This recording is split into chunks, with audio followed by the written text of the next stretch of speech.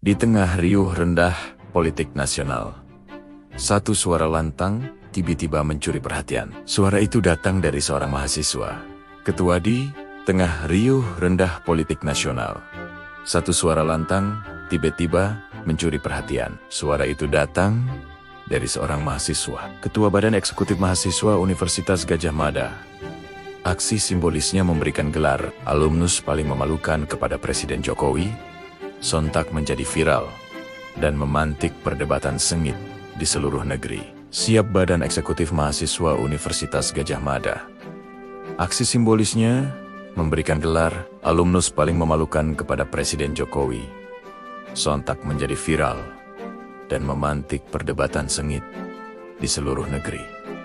Siapakah sosok di baliknya? Apa yang mendorong seorang mahasiswa dan lembaganya untuk mengambil sikap sekeras ini terhadap pucuk kekuasaan? Ini bukan sekadar cerita tentang satu orang, melainkan cerminan keresahan generasi muda yang merasakah sosok di baliknya. Apa yang mendorong seorang mahasiswa dan lembaganya untuk mengambil sikap sekeras ini terhadap pucuk kekuasaan? Ini bukan sekadar cerita tentang satu orang, melainkan cerminan keresahan generasi muda yang merasa masa depan demokrasi mereka sedang dipertaruhkan. Mari kita telusuri suara kritis dari Bulak Sumur. Sikap vokal BEM UGM sebenarnya bukanlah fenomena baru. Jika kita menilik kembali sejarah, kampus ini memiliki tradisi panjang dalam pergerakan mahasiswa. Sejak era Orde Baru, masa depan demokrasi mereka sedang dipertaruhkan. Mari kita telusuri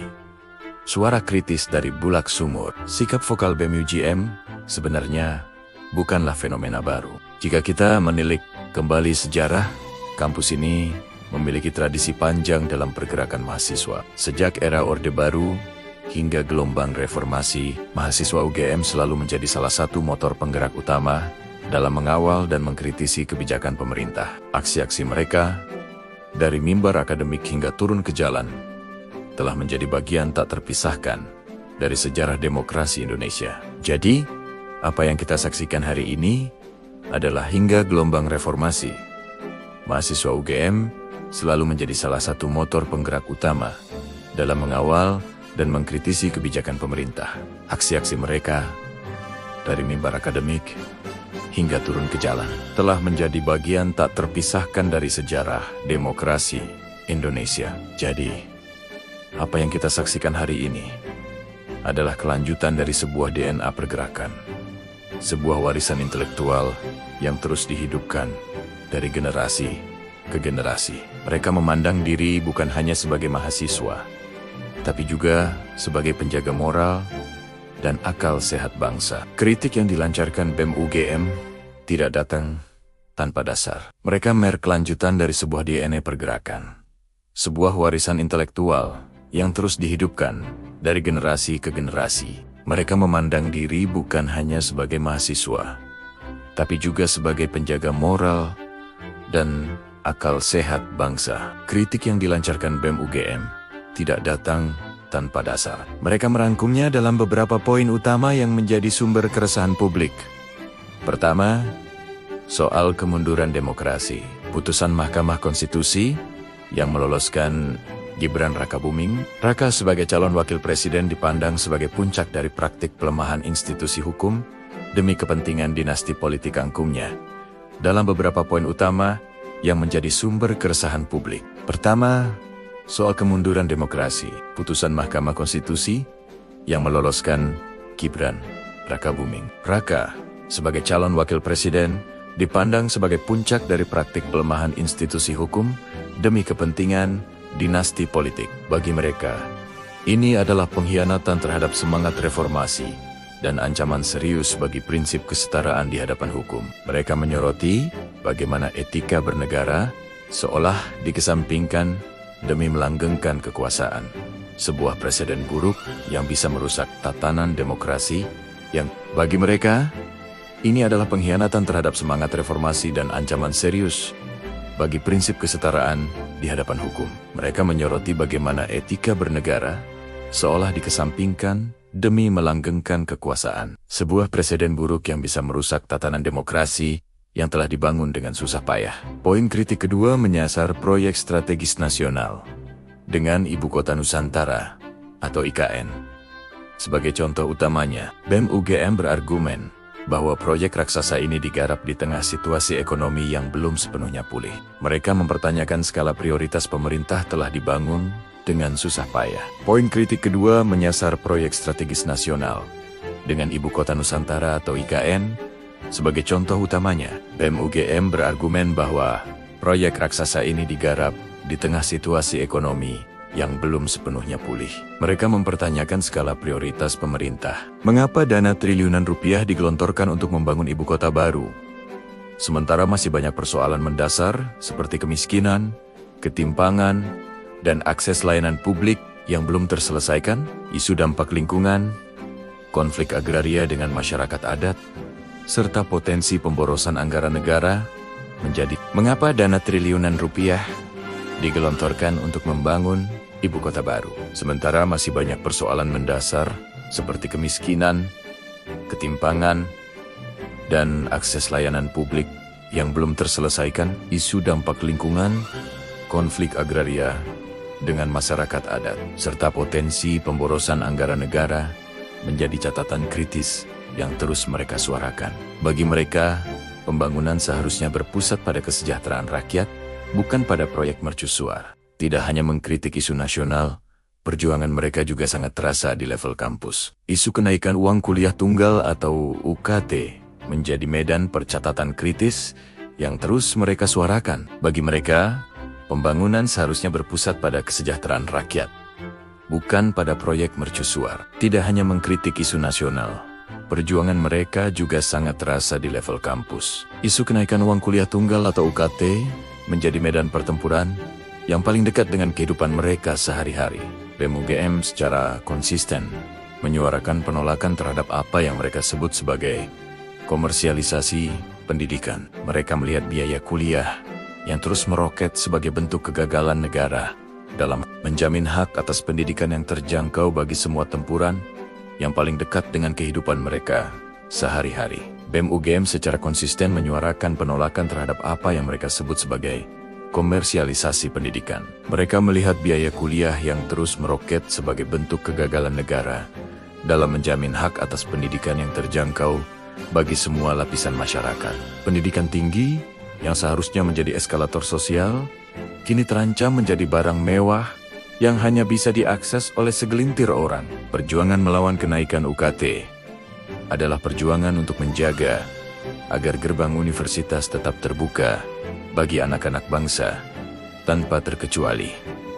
Lapisan masyarakat, pendidikan tinggi yang seharusnya menjadi eskalator sosial, kini terancam menjadi barang mewah yang hanya bisa diakses oleh segelintir orang. Perjuangan melawan kenaikan UKT adalah perjuangan untuk menjaga agar gerbang universitas tetap terbuka bagi anak-anak bangsa tanpa terkecuali. Kritik yang mereka bangun tidak hanya berhenti di ruang diskusi atau unggahan media sosial. BEM UGM percaya bahwa suara harus diwujudkan dalam aksi nyata. Mereka turun ke jalan, menggelar demonstrasi, dan berorasi di depan gudang-gedang pemerintahan untuk memastikan pesan mereka terdengar langsung oleh para pengkritik yang mereka bangun tidak hanya berhenti di ruang diskusi atau unggahan media sosial. BEM UGM percaya bahwa suara harus diwujudkan dalam aksi nyata. Mereka turun ke jalan, menggelar demonstrasi, dan berorasi di depan gudang-gedang pemerintahan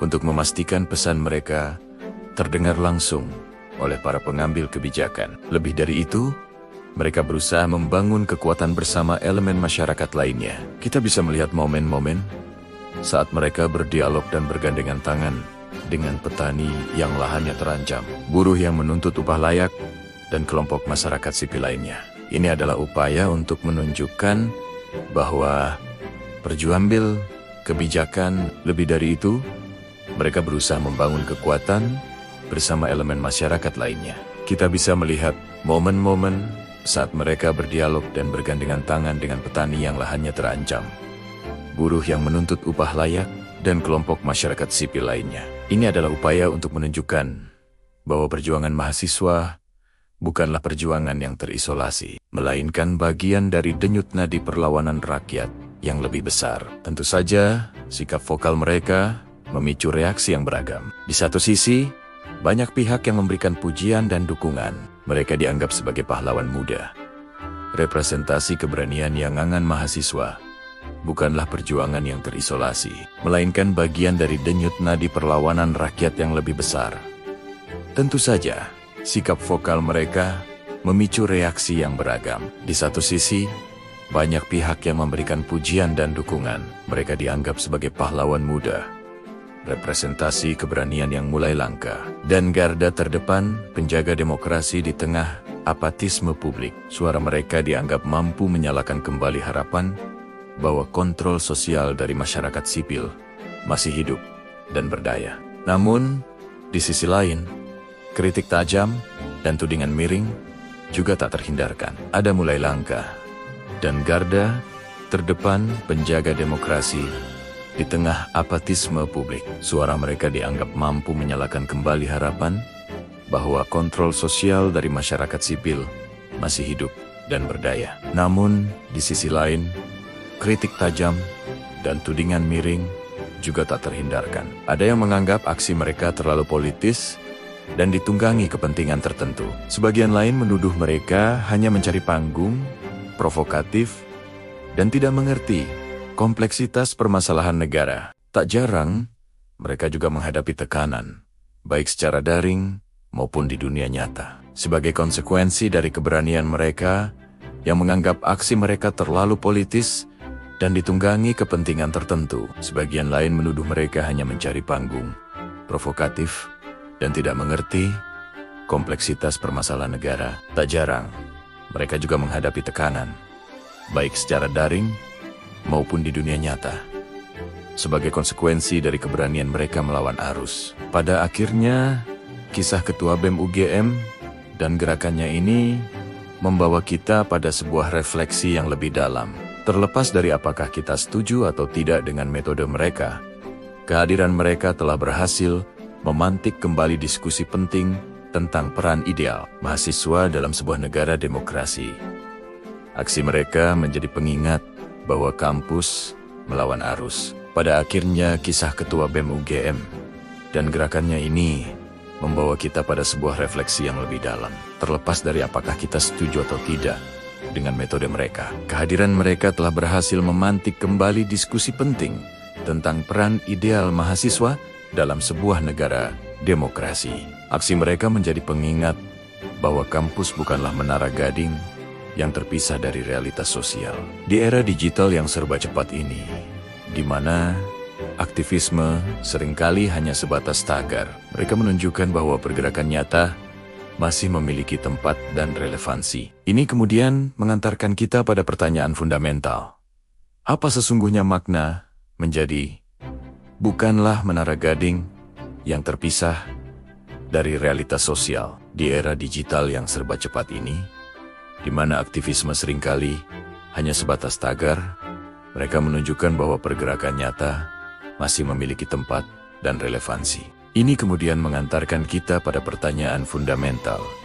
Apa sesungguhnya makna menjadi mahasiswa? Dan apa arti sejati dari keberpihakan pada rakyat? Pertanyaan itu mungkin tidak memiliki jawaban tunggal. Namun keberanian untuk terus mempertanyakannya adalah esensi dari semangat itu sendiri. Terima kasih sudah menonton.